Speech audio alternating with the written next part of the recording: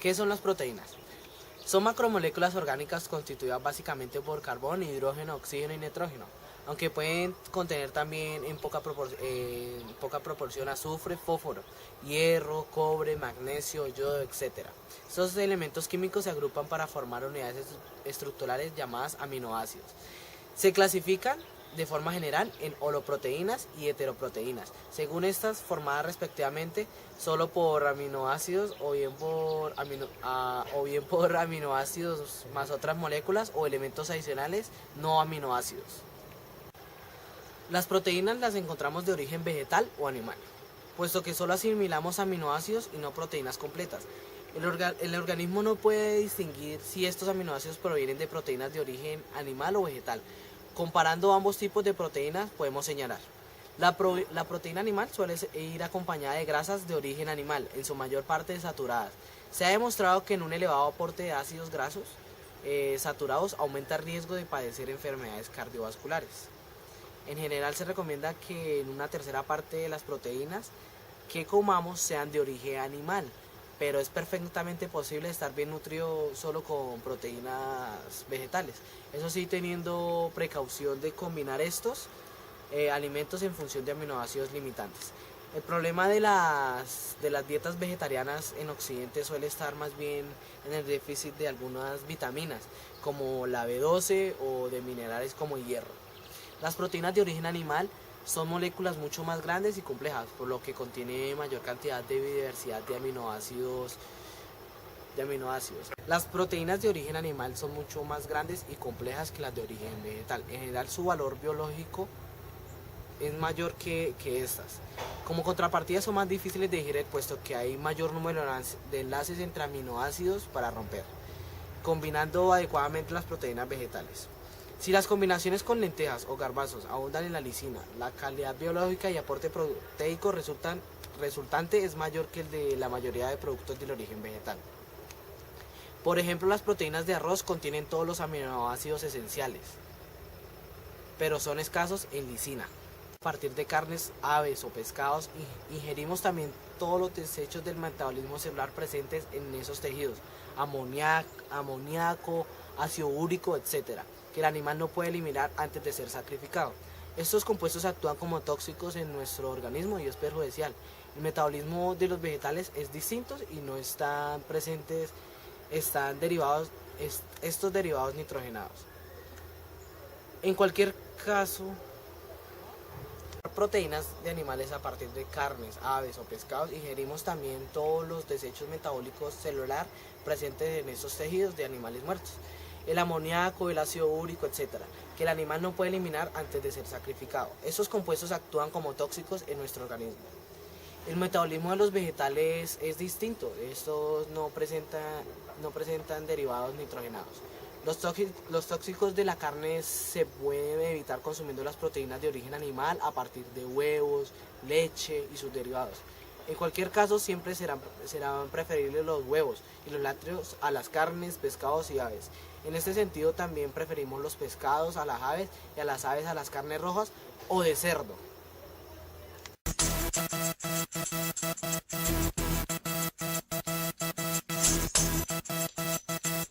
Las funciones de las proteínas, las enzimas, por ejemplo los ácidos grasos, su función cataliza la síntesis de ácidos grasos.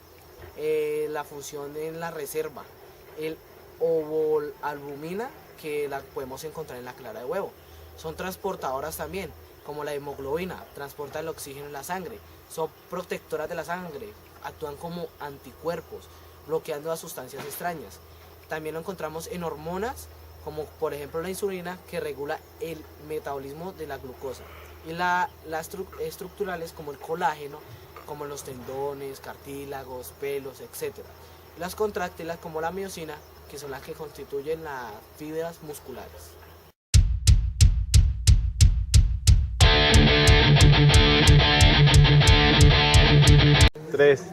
Buenas tardes, mi nombre es Felipe Ortiz y en la tarde de hoy hablaremos sobre los aminoácidos. ¿Qué son los aminoácidos? Bueno, los aminoácidos son las unidades elementales que constituyen lo que normalmente denominamos como proteínas. Bueno, las proteínas. Los aminoácidos vienen siendo trayéndolo a la vida cotidiana como los ladrillos que fundamentan la construcción de las proteínas. Bueno, entre los aminoácidos conocemos como dos, uno que son los aminoácidos esenciales y otros que son los aminoácidos no esenciales. Los aminoácidos esenciales son los que nuestro organismo no puede sintetizar y deben ser adquiridos digiriendo alguna fuente proteica que contenga estos nutrientes. Dentro de los aminoácidos esenciales podemos encontrar aminoácidos como la histidina, la leucina, la lisina, la metionina, la fenilanilina y la vanilina, entre otros. Además, también podemos encontrar los aminoácidos no esenciales. Estos son los que sí sintetiza nuestro organismo, pero también se pueden sintetizar a partir de algunas otras sustancias. Dentro de ellos encontramos aminoácidos como la otionina, la serina, la tirosina, la taurina, la glutaminina y la glicina. Los alimentos que ingerimos probablemente no contienen las proteínas que se absorben normalmente, que como tal están constituidos. A partir de eso, digamos, entra en juego los aminoácidos no esenciales, porque estos tienen que atravesar de un proceso de hidrólisis o una ruptura causada por el proceso de digestión atravesada por cadenas cortas de péptidos. Estas sustancias deben incorporarse a un torrente sanguíneo y desde ahí llegan y deben ser distribuidas a los tejidos que necesitan esta forma de proteínas durante un ciclo vital. Se sabe por lo general que son 20 aminoácidos los que constituyen las proteínas. Entre estos 20 aminoácidos hay 8 que resultan indispensables y 2 que resultan semi-indispensables. Bueno, para estos aminoácidos esenciales indispensables y los semi-indispensables son fundamental para la vida cotidiana. Principalmente afectan a los niños, puesto que en su formación necesitan mucho los aminoácidos y las proteínas como fuente proteica. Además de esto, los niños pueden sufrir desnutrición a partir de estos aminoácidos que no pueden sintetizar.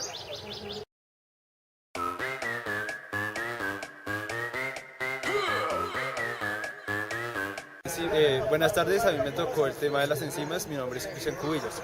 Las enzimas son proteínas encargadas de catalizar las reacciones bioquímicas del metabolismo. Las enzimas no alteran el equilibrio energético de cualquier proteína y tampoco aceleran, lo que hacen es acelerar el proceso. Algunos tipos que vamos a mencionar son oxidorreductasas. Estas enzimas son vinculadas con las reducciones y oxidación de reacciones biológicas que intervienen en el proceso de fermentación y reparación. Transferasas. Estas enzimas son las que se encargan de catalizar la transferencia de un proceso de moléculas de una molécula a otra. Además, esta enzima es la que actúa sobre distintos sustratos. La isomerasa. Estas son utilizadas, actúan en ciertas sustancias que transforman en iosinas, que significa que tienen una fórmula empírica, pero en desarrollo. Las liasas y las ligasas, que son algo relacionado. Estas enzimas que actúan en enlaces de átomos de carbono, carbono-oxígeno, oxígeno-carbono, carbono-azufre o carbono-nitrógeno. Y las ligasas, estas enzimas son las que permiten los metabolismos de moléculas. Una se encarga de adenocitrofosfato. Las ligasas, estas enzimas en cambio son las que permiten que dos moléculas se unan y al mismo tiempo que le hace que el ATP se degrade y se libere energía más necesarias para que dichas moléculas puedan unirse.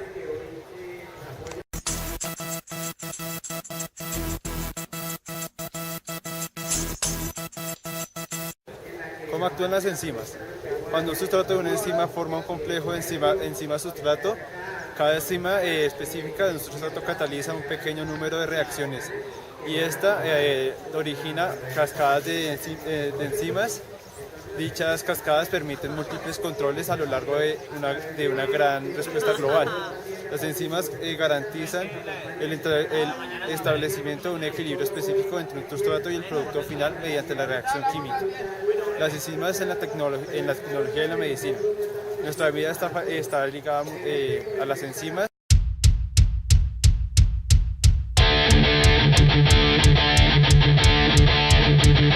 Las enzimas en la medicina y en la tecnología. En nuestra vida las enzimas están muy ligadas a nosotros. Por ejemplo, las liasas que descomponen las grasas y las proteasas que descomponen las manchas de la ropa sin necesidad de utilizar agua caliente. Es un mecanismo que nos ayuda fácilmente a utilizar esto. Las enzimas también son importantes en la medicina, utilizando por ejemplo en las enfermedades en laboratorios y en ingeniería genética, como en la instrumentación para cosechar, unir formas y descomponer componentes. Las terapias de las enzimas en la medicina consisten en la combinación de distintas enzimas que regulan las reacciones naturales del organismo, como la disminución de procesos inflamatorios y sus síntomas. El efecto también mejora el flujo sanguíneo y regula el sistema inmune, ya que la respuesta inmune a los patógenos y procesos complejos controlados por nuestras enzimas. Esta terapia también es útil para contrarrestar muchas enfermedades en nuestro cuerpo.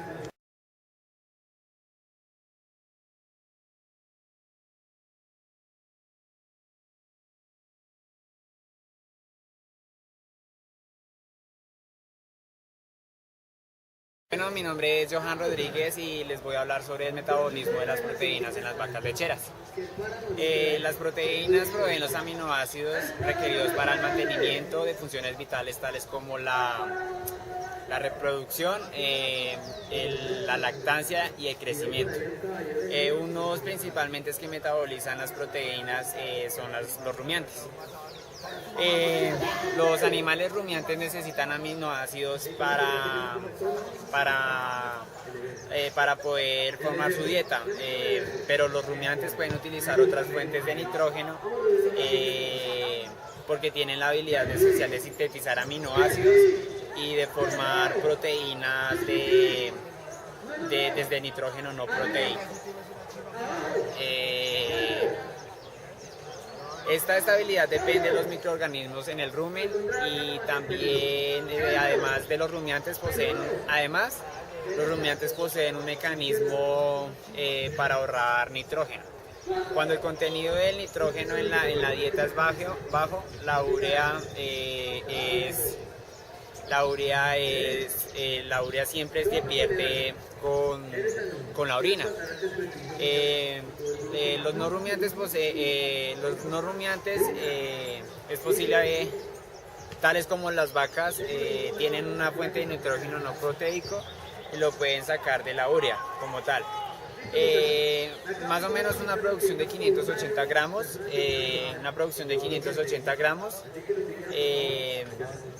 de proteína de leche están produciendo y más o menos de 4.000 kilogramos de leche en lactancia. O sea que esto sería lo que más o menos le estarían dando a los terneros. Demasiado amoníaco en el rumen puede ser también una pérdida de peso, ya que esto es muy tóxico. En muchos casos lo que puede hacer la urea como tal en el rumen o el amoníaco es causar la muerte del animal. En promedio de 20 gramos de proteína bacteriana es sintetizada en 100 gramos de materia orgánica que se fermenta en el rumen. Obviamente, pues como en el rumen es la fermentación de los pastos de los rumiantes, que es lo que ellos comen. Cuando las vacas consumen más alimentos, una porción de la proteína bacteriana es destruida dentro del rumen, pero la mayoría entra en el abomazo. Pegadas en partículas, estas vienen pegadas en la partícula de los alimentos, y los ácidos fuertes secretados por el abomazo retienen actividad microbiana, o sea, paralizan toda actividad microbiana y hacen que las enzimas digestivas comiencen a separar la proteína para formar los aminoácidos dentro del rumen. Cuando la urea vuelve al rumen, está reconvertida en un amoníaco y puede servir como fuente de nitrógeno para el crecimiento bacteriano. ¿Qué quiere decir esto? Que hoy en día podemos utilizar, o que los rumiantes utilizan el nitrógeno que tienen dentro del rumen para producir más bacterias que estas componen la flora intestinal del rumiante. Las proteínas principales de la leche es la caseína y está formada con el 90% de la proteína. Esta compone el 90% de la proteína de la leche. La caseína contribuye al mayor contenido esta compone el mayor contenido de productos lácteos.